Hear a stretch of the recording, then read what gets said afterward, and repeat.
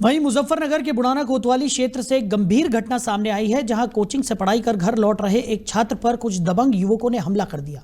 पीड़ित छात्र e rickshaw से अपने घर जा रहा था, तभी कांदला रोड पर उसे रोककर बेवजह मारपीट की गई। छात्र का आरोप है कि हमलावरों ने उसे लात, घूंसों और बेल्टों से बेरहमी से पीटा, जिससे वो गंभीर रूप से घायल हो गया।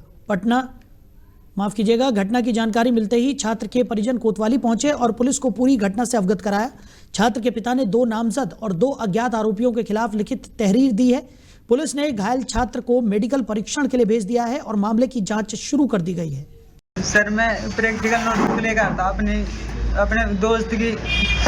मैं ऑटो में आके बैठा, मैं ऑटो वाले को कहला मैं जल्दी चलो, मुझे आज लेट हो गया। मैं कोचिंग में से 3 लड़के आए, उन्होंने हत्थे के साथ ही मेरा एक बड़ा सा लड़का था, उसने हत्थे के साथ ही मेरे मारने लगा इतनी जोर। एक दूसरा था, उसने मेरी गला घोटा लगा। तीसरे ने मुझे नीचे खींचा और तीनों के तीनों बजाने लगे। फिर मुझे पता नहीं, मैं राजी मगर मेरी गलती क्या है, मुझे कुछ बताया नहीं, फिर भी मारे चले।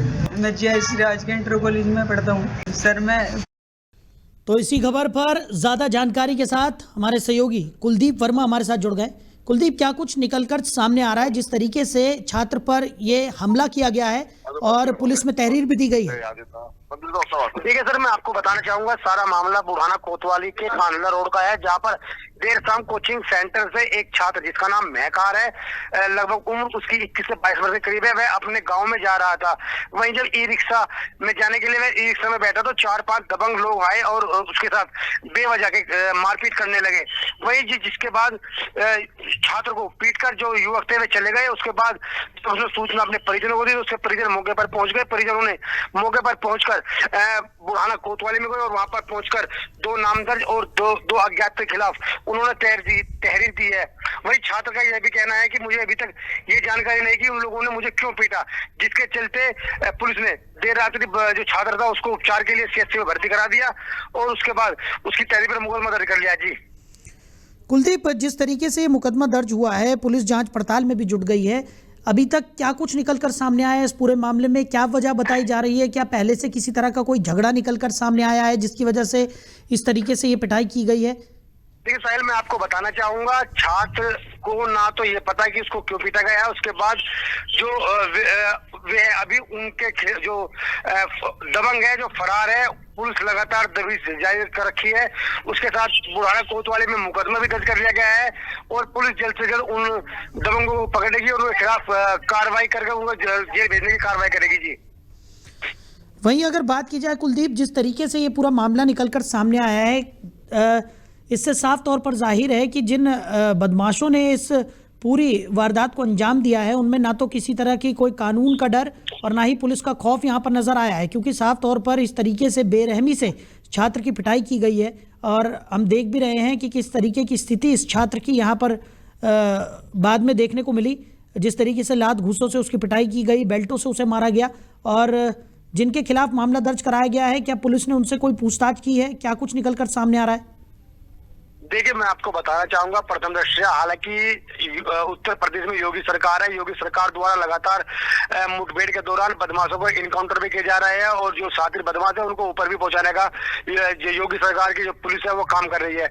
उसके बाद भी छात्र पर जो हमला है ये एक तरह से अभी कहा नहीं जा सकता, क्योंकि जब आरोपी पकड़े जाएंगे वो तो उसके बाद ही कंफर्म हो पाएगा कि आखिरकार जो दबंग थे उन्होंने जो छात्र था उसको क्यों पीटा है।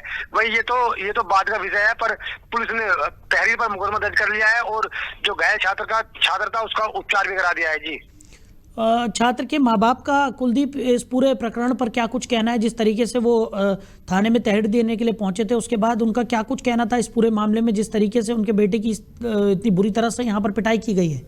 देखिए, मैं आपको बताना चाहूंगा, जो पीड़ित छात्र था उसके पिता की तहरीर पर बुढ़ाना कोतवाली में मुकदमा दर्ज हुआ है और उसको ये कहना है कि मुझे इंसाफ चाहिए, मेरे छात्र को आखिरकार उन लोगों ने क्यों पीटा। कोचिंग सेंटर से वापस अपने घर जा रहा था, उसके बाद ई रिक्शा में बैठा हुआ था, दबंग आए, उसके साथ मारपीट कर चले गए। जी बिल्कुल। और कुलदीप, जिस तरीके से इस पूरे मामले में तहरीर यहाँ पर दे दी गई है, मामले में जांच पड़ताल भी अब पुलिस की तरफ से की जाएगी। वहीं बताया जा रहा है कि ये पूरा घटनाक्रम जब घटित हुआ तो छात्र ई रिक्शा से सफ़र कर रहा था, तो क्या ई रिक्शा चालक से पुलिस ने कुछ पूछताछ की है? किसी तरह का कोई सुराग अभी पुलिस के हाथों लग पाया है? देखिए, मैं आपको बताना चाहूंगा साहिल, इसमें दो जो पीड़ित परिवार थे, जो पीड़ित परिजन के छात्र के पिता थे, उसकी तहरीर पर 2 नामजद और 2 अज्ञात के खिलाफ थाने में तहरीर दी है और जिसके आधार पर पुलिस ने मुकदमा भी दर्ज किया है। वहीं बुढ़ाना थाना प्रभारी का कहना है कि जल्द से जल्द आरोपी पकड़े जाएंगे और उनके खिलाफ कार्रवाई की जाएगी। चलिए कुलदीप, हमारे साथ जुड़ने के लिए, इन तमाम जानकारियों के लिए आपका बहुत शुक्रिया।